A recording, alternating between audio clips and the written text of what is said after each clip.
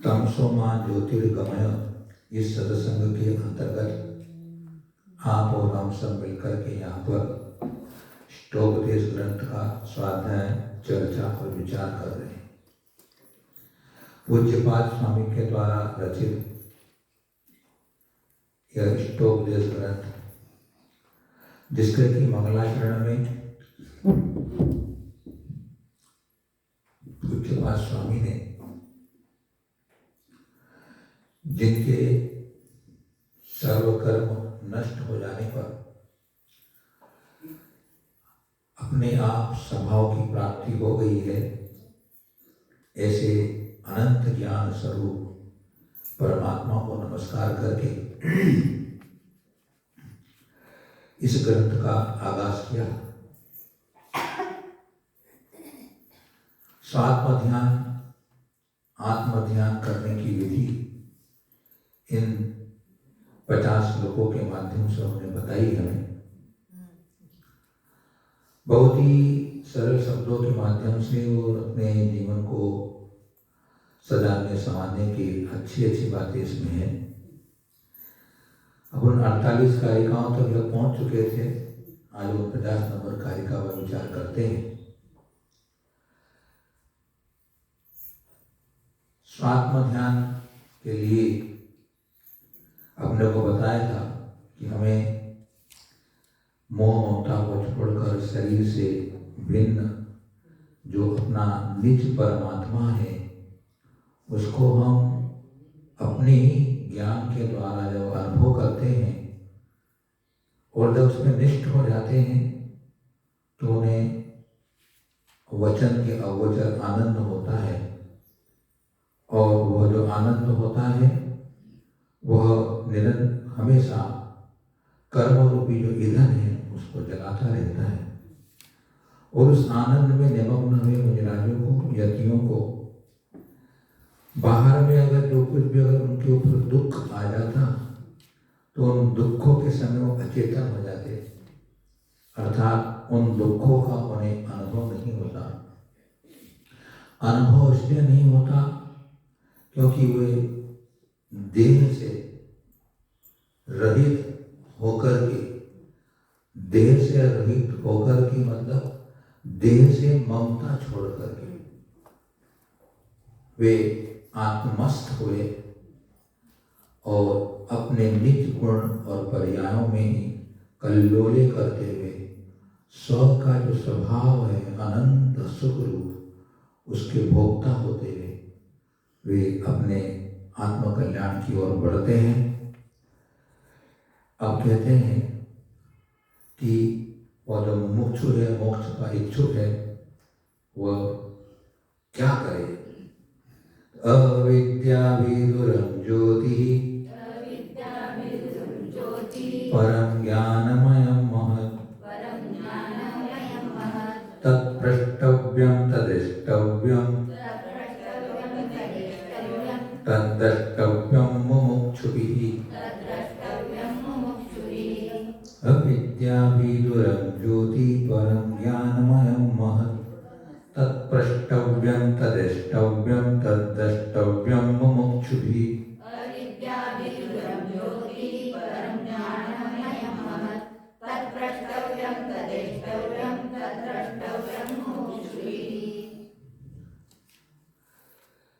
अविद्या विदुरं परं ज्योति। अविद्या ने अज्ञान, अविद्या ने विभ्रम, अविद्या ने पर को अपना मानना। इस अविद्या रूपी अज्ञान अंधकार को अभिदूरम माने नष्ट करके या नष्ट करने वाली क्या है? परम ज्योति। आत्मा की वो उत्कृष्ट ज्योति है। और कैसी हो? महत ज्ञानमय, महान ज्ञान रूप है वो ज्योति। मुमुक्षु भी, जो मोक्ष के अभिलाषी पुरुष हैं, तत्प्रष्टव्यम, उसी के विषय में पूछना चाहिए। तद्द्रष्टव्यम, उसी को पाने का प्रयत्न करना चाहिए। तद्द्रष्टव्यम, उसी का दर्शन करना चाहिए। हमारे घर में अंधकार अगर हो जाता है तो अंधकार को दूर करने के लिए दूसरे के घर में हम दिया जला देते हैं।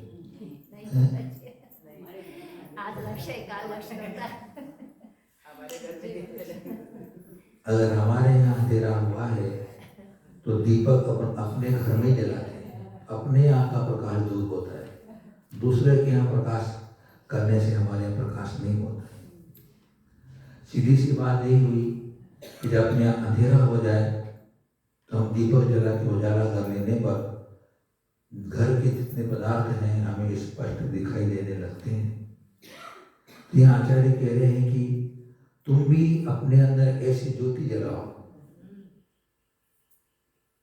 जो कैसी है, अज्ञान अंधकार को दूर करने वाली और उत्कृष्ट ज्ञान में है। दीपक की इस प्रकार की ज्योति होती ना तो पदार्थों को प्रकाशित करती है, ऐसी वो एक जो ज्योति है वो ज्ञानमयी है, उत्कृष्ट ज्ञानमयी है। और उस ज्ञान ज्योति के द्वारा स्व को और पर को हम जानते हैं। स्व को जानते हुए पर में मोह नहीं होता है। स्व को जानते हुए पर में मोह नहीं होता है। जब पर को ही जानते हैं और स्व को नहीं जानते हैं तो मोह हो जाता है। केवल ज्ञानी भगवान स्व को ही अपने केवल ज्ञान के द्वारा अनुभव कर रहे, निज आत्मा को ही वो अनुभव कर रहे हैं उस केवल ज्ञान के द्वारा। और उस केवल ज्ञान के द्वारा अपने को अनुभव करते हुए भी उनके उस केवल ज्ञान की इतनी स्पष्टता है कि त्रिकाल के सारे पदार्थ, उनके गुण और पर्याय एक क्षण में सब प्रतिभाषित हो रहे, लेकिन वे उसमें विमोह को प्राप्त नहीं होते, मोह को प्राप्त नहीं होते, रागत देश की परिणति नहीं करते, क्योंकि वे निज को ही जान रहे हैं। ये तो उस केवल ज्ञान का अतिशय है। केवल ज्ञान का वो अतिशय है कि उसमें यह पदार्थ स्पष्ट झलकते हैं। इसलिए व्यवहार से केवल ज्ञानी को हम सर्वज्ञ कहते हैं, निश्चित है, आत्मज्ञ है वो। और जब आत्मज्ञ हो जाते हैं तो बाहर का जो उपयोग ज्यादा नहीं है, तो बाहर का उपयोग न जाने से जो आत्मा में ज्ञान हो रहा उसमें सब ज्ञान हो जाता है। एगम ज्ञान सबम ज्ञान। यहाँ भी जैसे केवल ज्ञानी तीर्थंकर या केवली भगवान केवल ज्ञान के द्वारा अपनी आत्मा की अनुभूति करते हैं, वैसे ही यहाँ के मजराज शुद्ध बुद्ध एक निज आत्मा को वीतराग ससंवेदन ज्ञान के द्वारा अनुभव करते हैं और उनको वो अनुभव भी उन अनंतों के समान अपनी आत्मा का होता है। उसी आत्मा के आनंद में तो कर्म की जड़ियां टूटती है। आत्मा अरे अपने घर में भी जब कभी खुशी का वातावरण होता है तो बाहर का अगर कुछ भी अपने को ठोकर लग जाए, पाँव जलने लग जाए, कभी गर्मी के समय में जाए तो मालूम नहीं पड़ता है। अंदर खुशी रहती है, अंदर अलग माहौल होता है घर का, है ना। तो इसी प्रकार मुजराजों को अंतरंग में आनंद रहने पर बाहर क्या हो रहा है ज्ञात ही नहीं होता है, वो आनंद के अंदर। तो कहते हैं कि आप उसी ज्योति के बारे में पूछिए कि वह उत्कृष्ट महान ज्योति जो कि देवताओं के द्वारा पूजनीय है, हमारे अंदर आनंद देने वाली है और कैसी है, ज्ञान स्वरूप हितकारी है, अनंत चतुष्टय का शक्तियों का विकास करने वाली है, सपर प्रकाशक है, अपूर्व है, आनंद स्वभावी है। वो ऐसी अपनी आत्म ज्योति के लिए पूछो। जो इन ज्योति के बारे में जानते हैं ऐसे गुरुजनों से, उनसे आप पूछो और उसी को पाने का प्रयत्न करो। उसी को पाने का प्रयत्न करना चाहिए, क्योंकि वो अपनी चीज है, अपनी चीज को पाने के लिए प्रयत्न करना चाहिए। दूसरे की चीज लेंगे तो उसको देना पड़ेगा, अपनी चीज अपनी होती है। पढ़ा था पहले, पर परत तो दुख महात्मा ही मानता सुख, पर होता है इसलिए दुख होता है, आत्मा अपना होता है इसलिए सुख होता है। तत्द्रष्टव्यम, उसी का दर्शन करना चाहिए, अर्थात उसी के बारे में अपने अंतरंग में बार बार चिंतना, बार बार भावना चलती रहनी चाहिए, तब वह ज्योति हमें प्राप्त होगी। ये साधु मोक्ष के इच्छुक जन है, उनको 3 काम करना चाहिए। समाधि तंत्र में भी पूज्यपाद स्वामी ने इसी बात को कहा कि तद्ब्रूया तत्प्राण प्रच्छेद तत्परो भवेत्, येन विद्यामयं रूपं त्यक्त्वा विद्यामयं व्रजेत्। कह रहे हैं कि आत्मा और शरीर की जो भेद विज्ञान की या आत्मा की अपने स्वरूप की बात है, उसी की बुनियाद, उसी के बारे में बातचीत करो, तब उसी के बारे में पूछो और उसी के लिए तत्पर रहो, फालतू बातें मत करो। समय मिले अपने अंदर ही अपनी भावना करो, जहां फुर्सत मिली अपनी भावना करो। तो जब बार बार लक्ष्य जाएगा, बार बार उस पर उपयोग जाएगा, बार बार उसको याद करेंगे, स्मरण करेंगे, तो वह जब समय आएगा तब भी याद रहेगी। समय आने पर भूल जाते, समय आने पर भी याद रहेगा, बार बार याद करने से। आगे शिष्य पूछता है कि भगवान बहुत ज्यादा विस्तार से आपने बता दिया, बहुत अच्छी तरह स्पष्ट करके बताया, तार तार कर दिया, कोई भी चीज नहीं छोड़ी आपने। लेकिन अगर इतना सारा अगर मुझे नहीं सुनना हो, अगर संक्षेप से सुनना चाहूँ आपकी तत्व की बात, तो क्या होगी? बोले संक्षेप रुचि वाले होते हैं, वो बहुत कम बात में समझ लेते हैं। तो आचार्य कहते हैं जीवोन्यः भूतगलश्चान्यः इत्तसौ तत्त्वसंग्रह यदन्यदुच्यते किंचित् सोऽस्तु तस्यैव विस्तरः।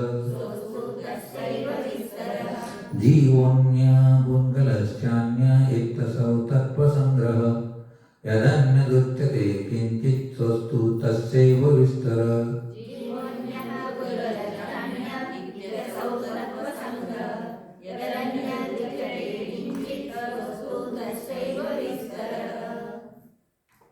जीव अन्य च पुद्गलः अन्य, जीव अन्य है और पुद्गल अन्य है। इति इस प्रकार असौ यानी यह तत्व संग्रह तत्व का सार है। अब इसके अलावा जो कुछ भी है, यह अन्य किंचित उच्यते, कुछ अन्य जो भी विषय है जो कहा जाता है, स तस् एव विस्तर, वह इसका ही विस्तार। क्या समझना है? जीव अलग है और शरीर अलग है, यही जिनवाणी का सार है। आचार्य शांति सागर जी महाराज का अगर अंतिम संदेश सुनो, आप पढ़ो, उसमें उन्होंने बार बार इन शब्दों का प्रयोग किया है। समाज स्टोक जैसे 2-3 श्लोकों को बराबर वो याद करते थे कि बोले जीव अलग है और पुद्गल शरीर अलग है, बहुत बार प्रयोग किया, क्योंकि वो उसमें डूबे हुए थे। आत्मा या जीव चैतन्यमयी है, अमूर्तिक है, ज्ञान स्वभावी है, शरीर जड़ है, अज्ञानी है, मूर्तिक है। इस प्रकार इन दोनों को जानो। इसका मतलब क्या हुआ? जो मैं नहीं हूं उसे छोड़ दो। तत्व का सार तो यही है कि जो अपना नहीं है उसे छोड़ दो। बताओ, आपको कल भी चर्चा हुई थी अपनी कि शिवती मुजराज को इतना ही सिखाया गया था, ज्यादा शोभन नहीं था उनके पास, तुष्मास भिन्नम, क्या बताया था? तुष्मास भिन्नम।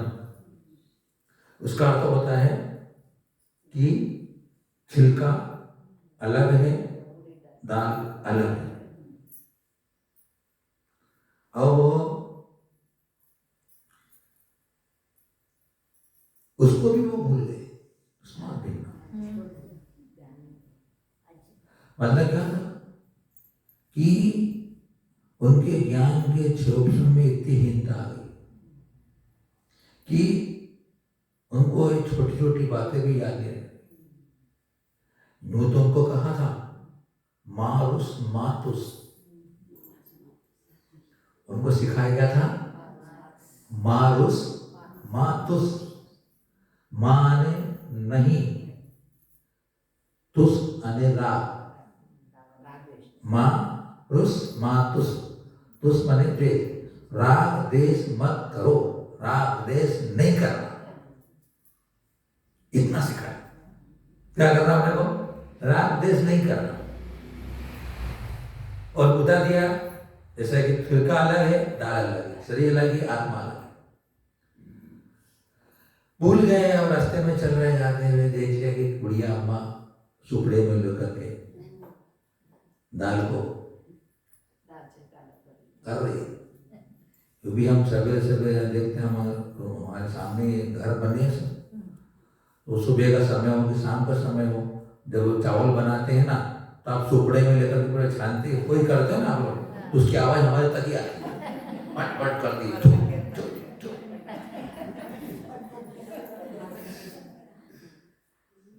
तो वहां साफ करती है, चावल इधर आता है, छिलका उधर जाता है।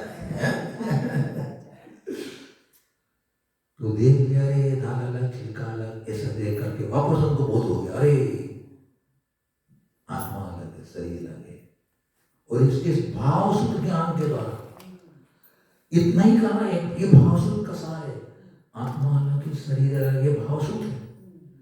इतना भाव शुद्ध होकर से ही उनको शुक्ल ध्यान की प्राप्ति हो जाती है और वो कर्मों का नाश करते हैं।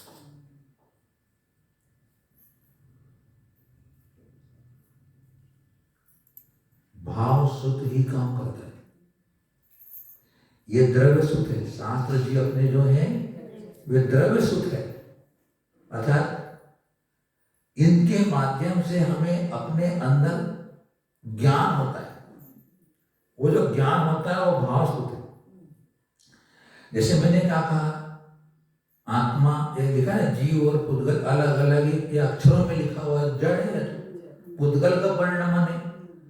इसको पढ़ करके और सुन करके जब मेरे ज्ञान के क्षोभन में यह बात ठहरती और आती है कि जीव अलग है और आत्मा अलग है, और ऐसा सुन करके जब मुझे उसका सत्थान हो जाता है, तब तो वह भाव शुद्ध ज्ञान सम्यक ज्ञान होता है। तो वह संक्षेप में इतना ही बात कही गई है। और मोक्षाय से जो मोक्ष के अभिलाषी हैं वह इस शरीर और आत्मा के भेद ज्ञान को जान करके आत्मा में रुचि करना चाहिए, शरीर की सेवा में उदासीन रहना चाहिए। क्योंकि ये सदर्शन संसार में देखा जाए तो सत्य रूप से एक ही पदार्थ है, सत्य रूप से। लेकिन जब हम विशेषता में जाएंगे, सामान्य से सत्य एक ही है, विशेषता में जाएंगे सत्य दो प्रकार के होते हैं, चेतन अचेतन। चेतन अचेतन दो ही द्रव्य है, जीवम जीवम दौवम, जीव और अजीव द्रव्य दो ही है। लेकिन अजीव के भी फिर 5 भेद है, पुद्गल, धर्म, अधर्म, आकाश, काल। इनको अजीव क्यों कह रहे हैं? क्योंकि इसमें चेतना नहीं, इनमें ज्ञान नहीं, इनमें अनुभूति नहीं, इनमें संवेदन नहीं होता। अजीव इसलिए कह रहे हैं। लेकिन उन 5 अजीवों में भी 4 ऐसे अजीव हैं जो विशुद्ध है, धर्म, अधर्म, आकाश और काल। ये कैसे हैं? शुद्ध है। ये किसी प्रकार का विकार पैदा नहीं करते और शुद्ध भी। पुद्गल ऐसा है, वो शुद्ध भी रहता है, अशुद्ध भी रहता है, मूर्तिक होता है। बाकी 4 वो मूर्तिक होते हैं। 5 द्रव्यों में से 4 तो अमूर्तिक है, पुद्गल मूर्तिक है, और जीव मूर्तिक भी है और अमूर्तिक भी है। कर्म से बंधा हुए शरीर में है कथनचित मूर्ति के, और स्वभाव से मैं अमूर्ति के। तब यही जीव जब शरीर आदि पुद्गल पदार्थों के प्रति मोहित होता है, मोहित होने पर उसे अपना मानता है, तो अपना मानने पर उसको रागद्वेष होते हैं, इष्ट निष्ठ कल्पना होती है। तो रागद्वेष होने से आश्रव होता है। जब आश्रव हुआ तो आश्रव कारण है बंध कार्य। तो आश्रव के कारण जो पुद्गल आते हैं उनमें कर्म शक्ति पड़ जाती है, अर्थात वो कर्म बन जाते हैं और हमारी आत्मा से चिपक जाते हैं। फिर वही जब साधक बोध को प्राप्त हो जाता है, मोह को छोड़ता है, सम्यक प्राप्त होता है, रागद्वेष की परिणति को त्यागता है, तपस्या करता है, तो फिर कर्मों का आना रुक जाता है, संवर हो जाता है। कर्मों का आना रुक गया, संवर हुआ। संवर होने पर पूर्व के बंधे हुए कर्म झड़ते हैं, नवीन कर्म नहीं बनते। मूल चीज यही है। और जब निद्रा हो जाती है पूर्ण रूप से तो मोक्ष हो जाता है। तो इस जीव ने इस अजीव के साथ संबंध जोड़ा तो सारा संसार हो गया, यानी 7 तत्व बन गए।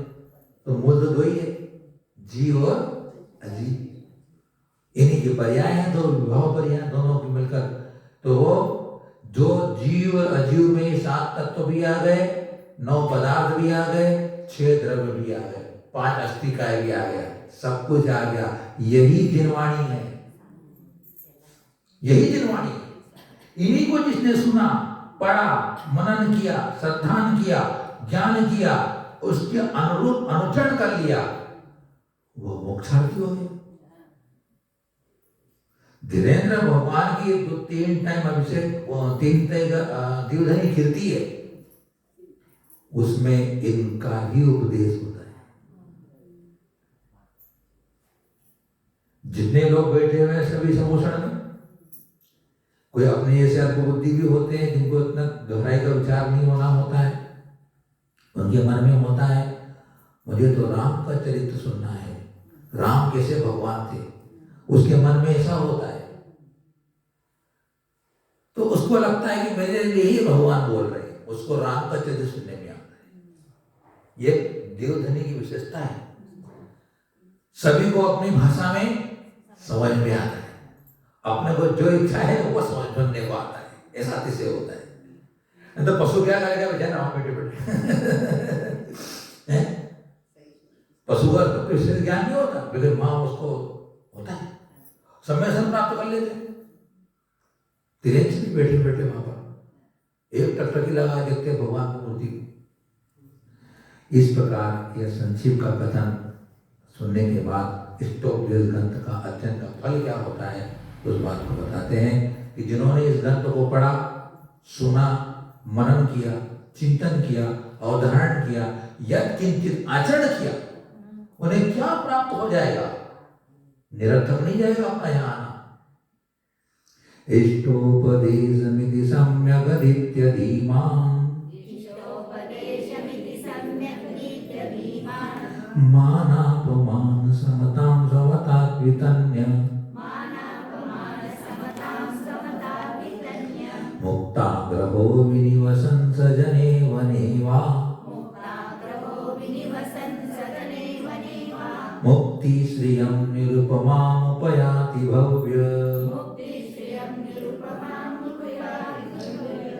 इष्टोपदेशमिति सम्यगधीत्य धीमान् मानापमान समतां समतान् वितन्य मुक्ताग्रहो विनिवसन् सजने वने वा मुक्ति श्रियं निरुपमामुपयाति भव्य।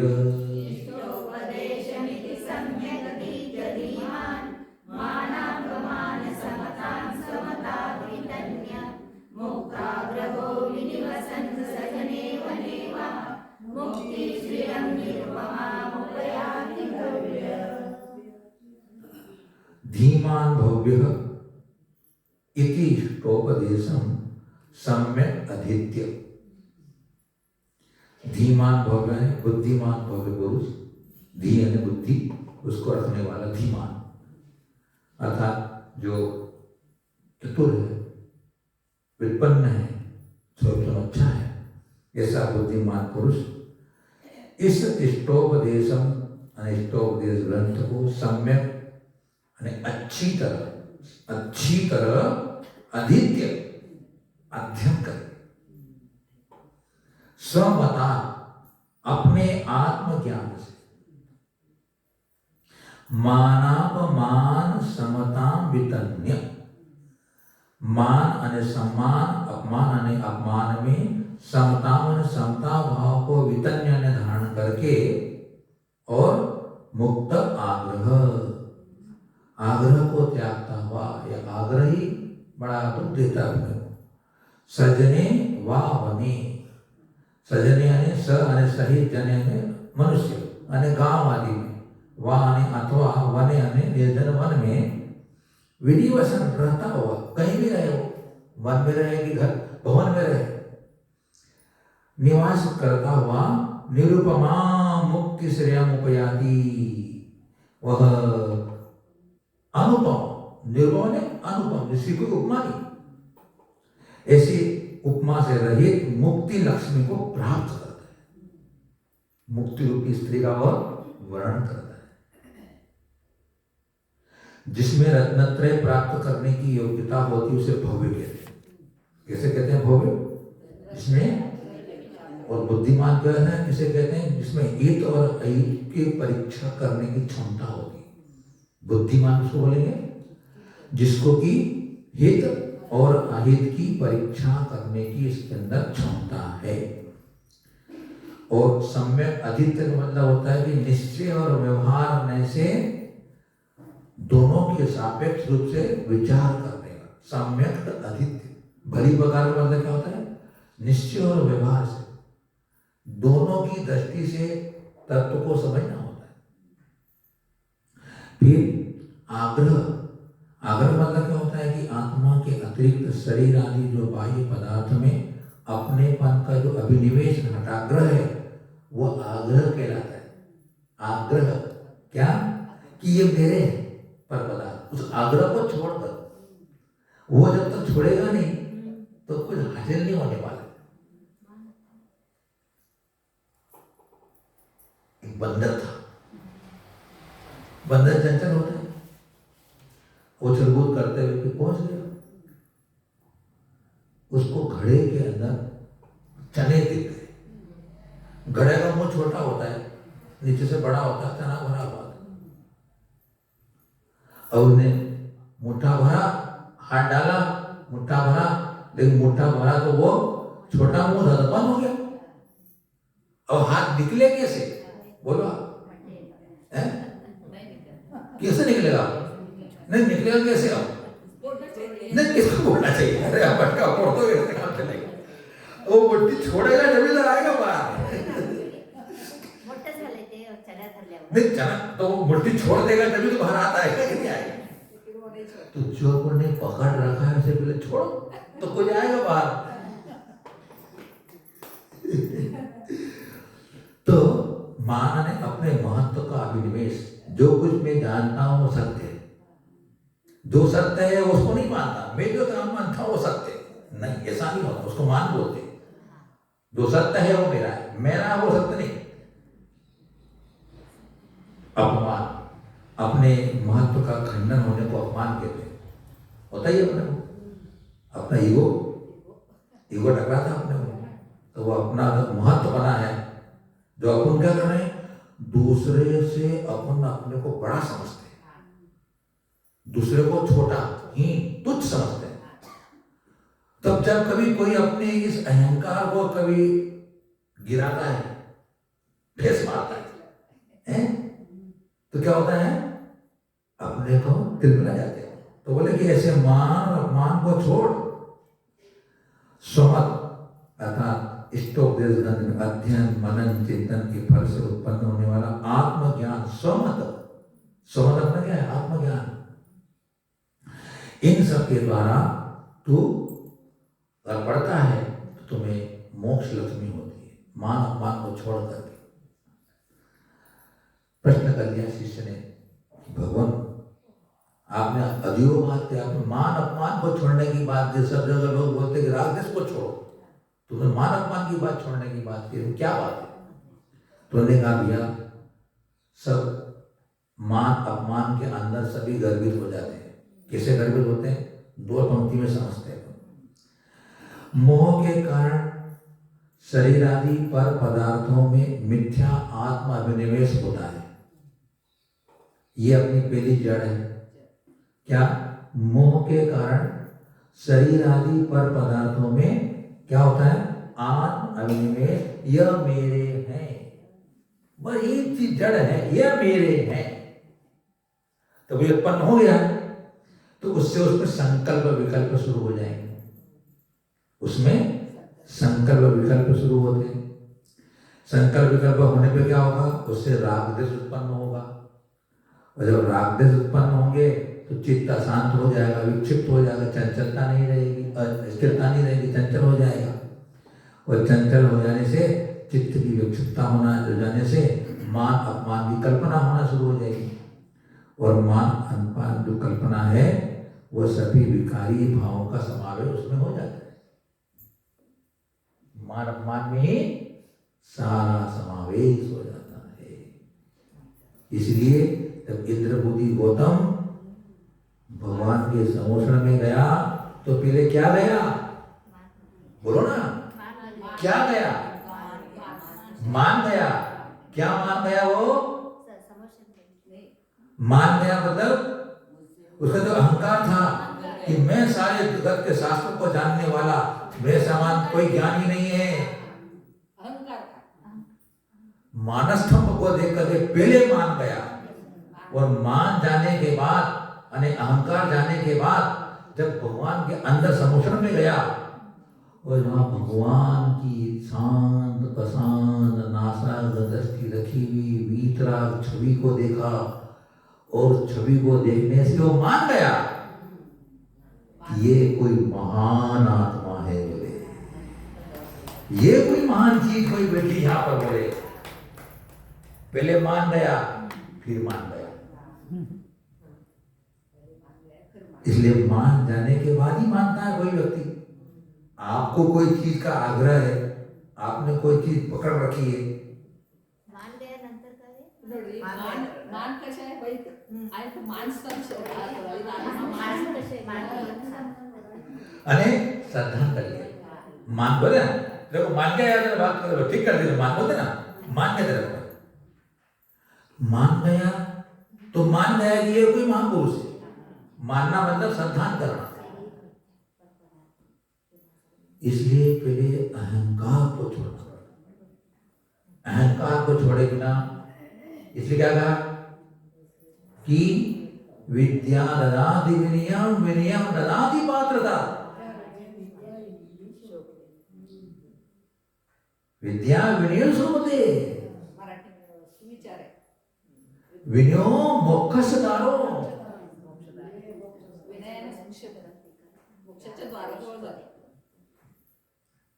इसलिए जितनी विनय अपने अंदर है, और विनय का मतलब कब आएगा? जब आपके अंदर की मान कसाय घटेगी तभी आएगा।